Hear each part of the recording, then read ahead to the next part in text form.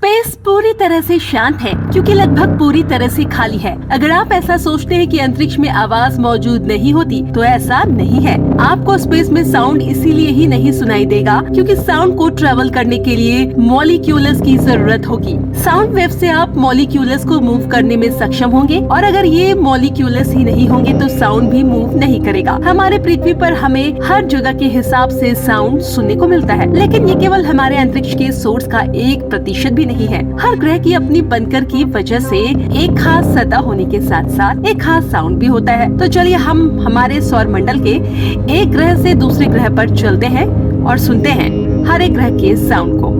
आप देख रहे हैं यूनिवर्स टीवी।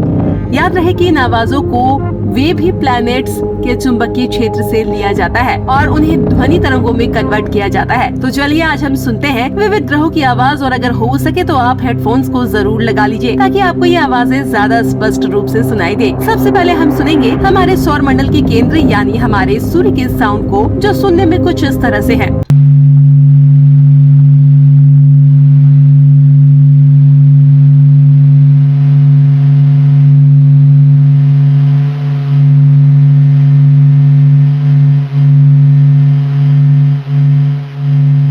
इसके बाद हम चलते हैं हमारे सौरमंडल के पहले मर्क्यूरी के पास।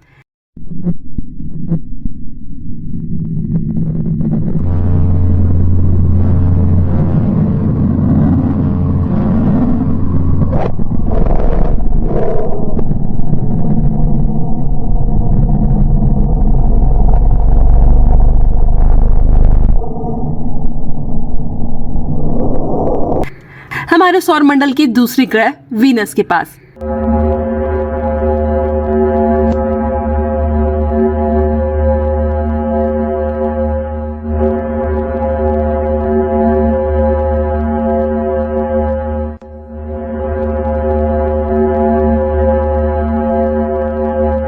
हमारे नीली ग्रह की तरफ पृथ्वी के पास वैन एलन रेडिएशन बेल्ट के मौजूद होने की वजह से पृथ्वी के प्लाज्मा स्क्वायर में पृथ्वी के मैग्नेटिक फील्ड की वजह से मौजूद एनर्जेटिक पार्टिकल से इंसान का निर्माण होता है, जिन्हें आप सुनने जा रहे हैं।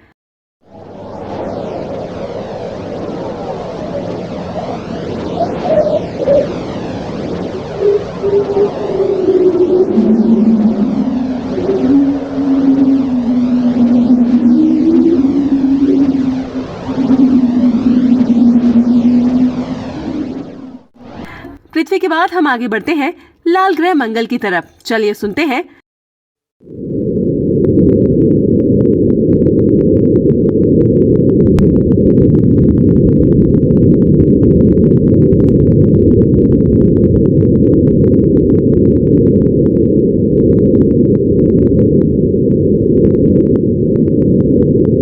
हमारे सौरमंडल के सबसे बड़े गैस जॉइंट जुपिटर की तरफ।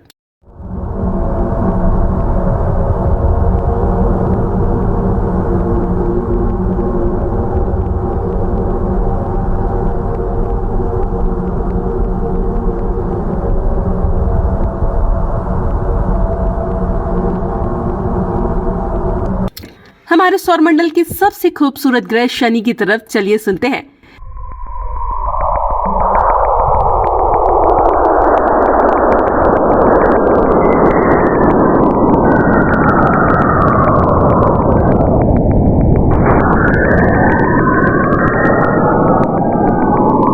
यूरेनस ग्रह की आवाज।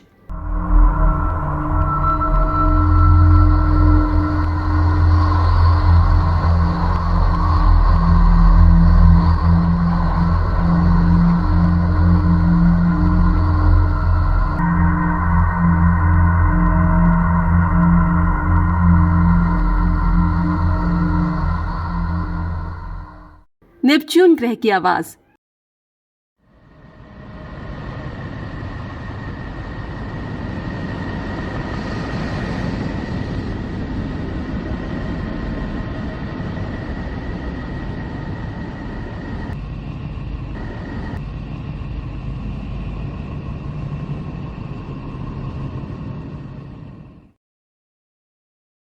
प्लूटो की आवाज।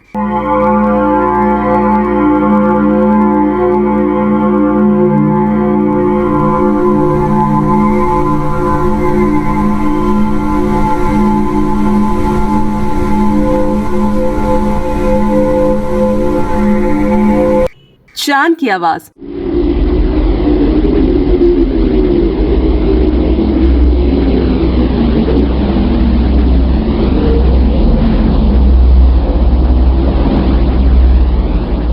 प्रमाण की आवाज।